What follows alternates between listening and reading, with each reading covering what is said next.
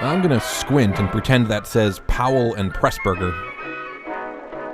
Our linguistics lab worked round the clock for 18 weeks to produce the most boring phrase ever.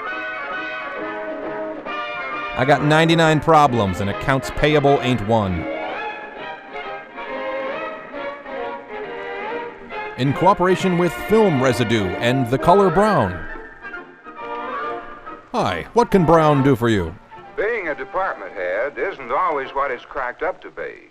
I know. I'm being investigated. I'm Frank Robbins, office manager here at Amalgamated Products. Makers of the toaster shovel. Something just happened to me that, well, shouldn't happen to anybody. I rokered in the break room. I did everything I could to avoid it, but it happened anyway. Didn't take long either. 2 weeks ago, everything was fine. Yes, sir? He looks like Bobby Flay is melting. It was just 2 weeks ago that I got that phone call. Mr. Robbins? That UPS lawyer's on the phone again. Yes? Mr. Radford is calling on line 1. Oh, all right, thank you. We'll finish this later. Yes, sir. It's his temp agency mistress. Hello? Yes, Mr. Radford. I do like The Color Brown very much. Fine, thanks. Robbins, we have an opening for an office manager in our Lake City Hey, plant. Lee J. Cobb. Now, as you know, it's a small operation, but nevertheless, it's a responsible job. We'd like for the man to come from your office. To be perfectly frank, we'd like for him to run that one the way you run yours. Brown as hell. Now, give us your best man, Robbins. If he succeeds, you'll get the credit. And if he didn't succeed, well, we all know who'd get the blame. So I had one obvious problem. Which man to send? Put on your 3D glasses now, kids. There were only two who really qualified.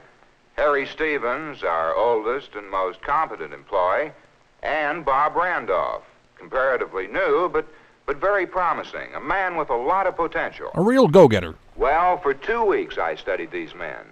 I weighed the merits of one against the merits of the other. I took them both out for a Bob spin. Randolph, with only 5 years on the job, had proven himself time and again. University graduate, a hard worker, and always willing to accept responsibility. Bob has a warm personality, gets along well with everyone in the office. He brought donuts once. He's a nice appearing chap, too. Well-mannered, well-dressed. A real Brown The guy. office personnel look up to Bob. He's a lot of fun, and yet Bob knows where to draw the line. Hey, you toots. His main qualification for the job was a knack of getting other people to do things his way, without creating hard feelings in the process. Bob was born in On the other 1922. hand, Harry Stevens was a good man, too. In fact, Harry has always been thought of as our most competent employee. Been around 15 years. Brought donuts twice. Harry is conscientious, extremely efficient, and very thorough. He's filled with We Rolos. always depended on him to relate the workings of the plant to good office procedure. And he's just won tickets to But Whitesnake. with Harry, appearances just never counted for much. Neither did conversation. This is a signed or injunction social life. demanding that you bathe. He unconsciously glowers at people. Bah, He speaks his mind in a blunt, almost unfriendly manner. humbug and so on. But Harry's bark is worse than his bite. And I've always made certain our people understood this. Right. Before long, they like him. Sure. So, those were the two men to choose from. For America's next I top didn't want model. to act hastily. My neck was at a mile on this deal. Harry deserved the promotion, but I had to consider the new surroundings that he'd meet in another office. And to make a long story short, Too late. I gave the job to Bob Randolph. Scandal. I was sure that he could handle it, and I wasn't sure how others would react to Harry's personality, nor for that matter, how he would react to them. Or how any of them would I feel was about certain my that new I'd made cologne. the right decision. Felt pretty good about it, too. I even had a wine cooler.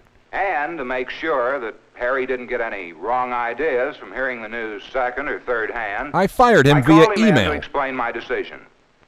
Harry, something's come up I want to talk to you about. Is it my offensive Before I appearance and do, repugnant I just wanted personality? to tell you I appreciate the good job you've been doing. The good job you've always done. The time that you've put in. Like I've told you before, Harry, I'm in love with you're you. the best man that we've ever had in the office. Sometimes it's easy for a fella to think that he's been taken for granted. And I just want to make sure that you don't think that's happened in your case. No, of course not, Frank. Well, good. Now get out. We've all come to depend a great deal on you, Harry. Not just me, but everybody here in the office. You're America's I want you to friggin' know that sweetheart. Not only do I realize it, but so does top management. Yes? You've been here 15 years 15 now. and a half. You know our operation like the palm of your hand. Hand and a Harry, half. If anybody deserved a promotion on the basis of ability and seniority, it certainly is you. Well, thanks, Frank. May I draw you 2 nude? weeks ago, I got a call from Mr. Radford. The company needs a manager at the Lake City plant. Mr. Radford expressed his admiration for our setup here, and he wanted me to pick a man from our office for the job. Now, you know and I know that we only have 2 men who could fill the job, and you're one of them. Well, thank you, Frank. I accept. The other one Oh, is Bob Randolph. Yeah, I'll agree. He's a good man. I'd hit that. Harry, I decided to give the job to Randolph. What? Now, wait a minute. That doesn't mean that he's a better man than you are. Though it's implicit. Actually, I gave the job to our second best man. I mean it, Harry, sincerely. You're the best man that we've ever had. It's just that, I need you to well, fail. Randolph has certain personal qualifications that I felt would assure him success. He doesn't And smell Harry, like beets. I wanted you to be the first one to know about this so you wouldn't get any wrong ideas from the grapevine. Well, I appreciate that, Frank, but don't Harry, you think this that... job calls for going into a new office, meeting and dealing with absolute strangers. Ah. The man who got the job would have a lot of people to win over to his way of thinking. Oh, it involves thinking, You know huh? as well as I do that Randolph has a great knack for working with people. Something that a lot of people, like maybe you or I, don't have to the same degree. Yes, I must admit that's true. I do I suck. felt that Bob could go into a spot like this and start producing without any complications. I'm going to kiss you now, Harry. You know, Harry, that we all think the world of you around here. We know you. We know the type of work you can put out. I was just afraid that in a new office you might find some trouble getting started. Now, that wouldn't be fair to you, Harry. I am totally buying this. No, I guess not. Now, Harry, this doesn't mean that you've hit the ceiling. There'll be other openings and other promotions before you know it. Well, I guess that just about covers it.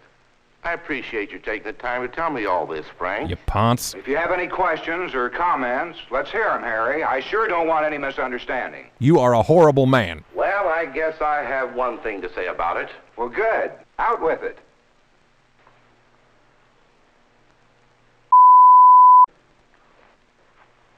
Quit? But Harry, you're my best man. My mouth's bleeding, Bert. Well, I'll be... Hog-tied and consarned and hornswoggled and gooseberried and... What did I do wrong? Maybe I should have explained in greater detail what an unacceptable human being he is.